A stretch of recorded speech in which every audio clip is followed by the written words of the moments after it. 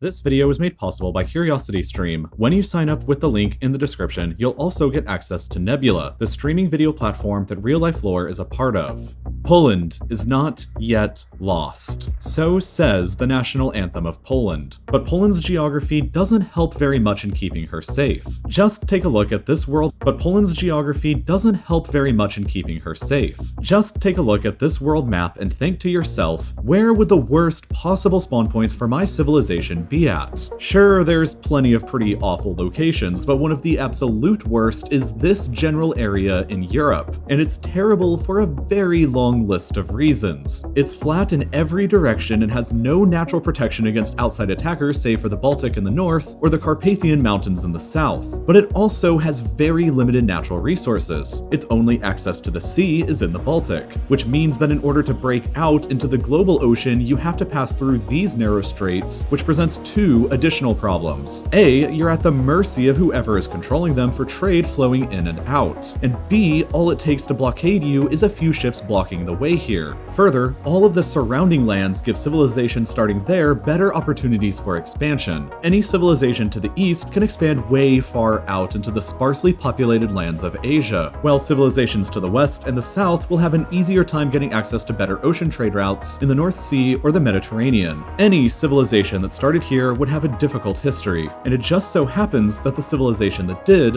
was Poland. So, Poland's greatest geographic challenges to overcome have always been establishing a base on the coast and balancing the area's poorly defensible flat terrain against outside attacks from strong powers in every direction. Swedes and Danes in the north, Russians in the east, Ottomans in the south, and Germans in the west. The consequences of Poland's geography have led to the modern-day state of Poland being a mere shadow of what it used to be. For a time, Poland was ranked among one of the global great powers, and occupied a truly massive amount of land that stretched from the Baltic to the Black Sea and included all of modern-day Lithuania, Latvia, Belarus, and most of Ukraine, with a good chunk of Russia too that for a time even included Moscow. But neither the Baltic nor the Black are great seas to have access to. We already discussed the problems with the Baltic, but the Black Sea has a very similar problem too. In order to break out into the Mediterranean and the world ocean from there, you have to pass through this extremely narrow strait here, which at the time of Poland's Black Sea access was controlled by the Ottomans, who were almost always a hostile state to Poland.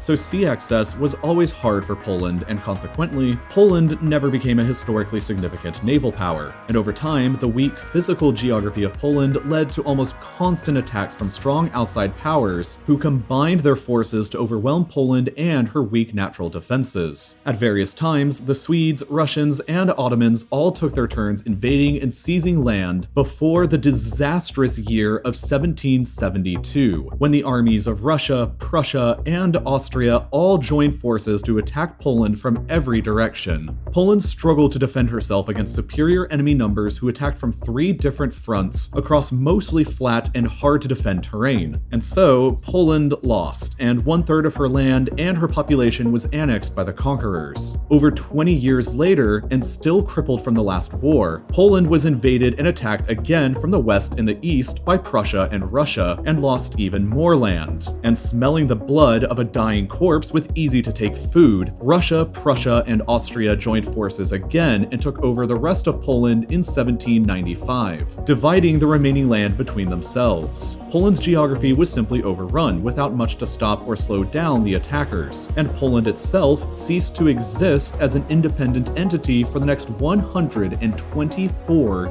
years. Poland only regained her full sovereignty from the conquerors in 1919 in the chaotic aftermath of all three conquering empires collapsing after World War I, and she immediately found herself in a new war with the Soviet Union. The Soviets wanted to use the flat land of Poland as a bridge to export the communist revolution to Germany, while the new Polish government wanted to reclaim the lost Polish lands from the 18th century partitions. It kind of went both ways before both sides just agreed to a ceasefire in 1920, which largely established the first iteration of Poland in the 20th century. But this Poland's geographic position was severely flawed. She had only this tiny strip of land to connect to the sea that was flanked on both sides by territory belonging to Germany. She shared two long land borders across hard-to-defend terrain with both Germany and Russia, who had both invaded and conquered Poland together before and would soon do it once again. After the Nazis took power in Germany and annexed Austria, the Sudetenland, and then occupied the rest of Czechoslovakia, Poland's geographic position became even more tenuous. When the Germans invaded Poland in 1939, after only 19 years of peace in Poland, they could do so from three different directions: the west from mainland Germany, the south from occupied Czechoslovakia, and the northeast from German East Prussia, and they could quickly cut off Poland's tiny access to the sea from the two flanks. Poland bravely managed to hang on for a while, until the Soviet Union also invaded from the east, and Poland found herself fighting enemies on all sides across hard-to-defend terrain, like a repeat of the 18th century. Poland was conquered and occupied by the Germans and Russians again for another 6 years, before Poland was finally re-established as effectively a satellite puppet state of the Soviet Union in 1947. Poland didn't recover true self-rule or sovereignty that was separated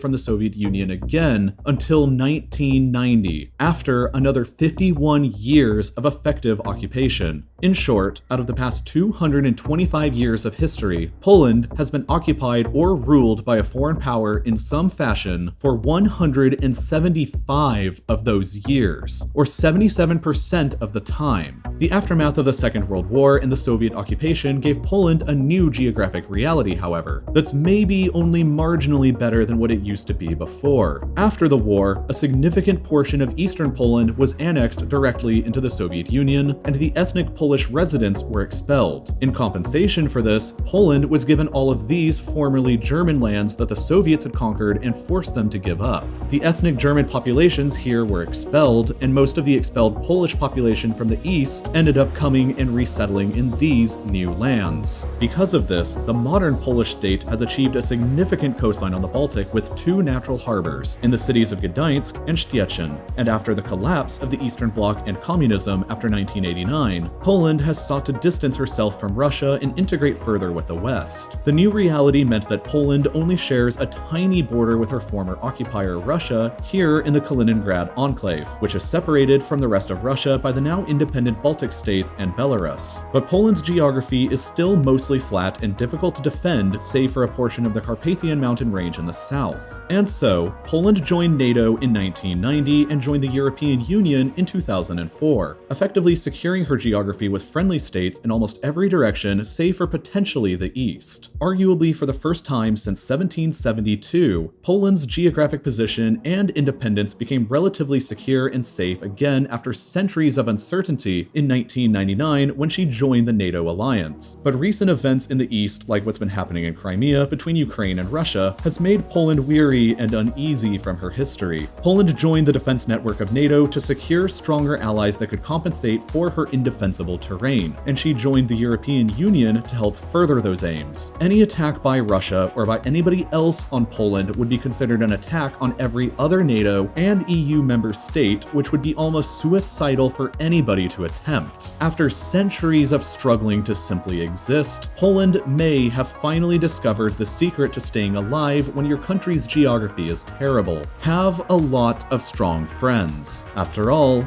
Poland is not yet lost. Geography, however, is just one of many aspects about our planet that influences one civilization's success and another one's hardships. I could tell you all about how geology, physics, biology, psychology, and even chemistry also all have major critical roles in civilization successes. Or you could just watch the great documentary series that'll explain all of that in much more detail called Deep Time History, which is available right now on CuriosityStream. CuriosityStream is the streaming platform with thousands thousands of top quality documentaries to watch from people like David Attenborough, Chris Hadfield, Stephen Hawking, Jane Goodall, and so many more, and it's only $20 a year for a subscription. It's not $20 per month, it's just $20 for a whole year. Plus, when you sign up for an annual subscription to CuriosityStream with the link in the description, or by going to curiositystream.com/realliflore, you'll also get access to Nebula, the streaming platform made by myself and a bunch of your other favorite YouTube creators, which is filled with ad-free versions of all of our videos, plus a bunch of awesome original content like the world's most useful airport documentary by the guy behind Wendover Productions, as well as my car review show Grant Test Auto, hosted by myself and JT from Second Thoughts. You can get that bundled deal at curiositystream.com/realliflore, and as always, thank you so much for watching.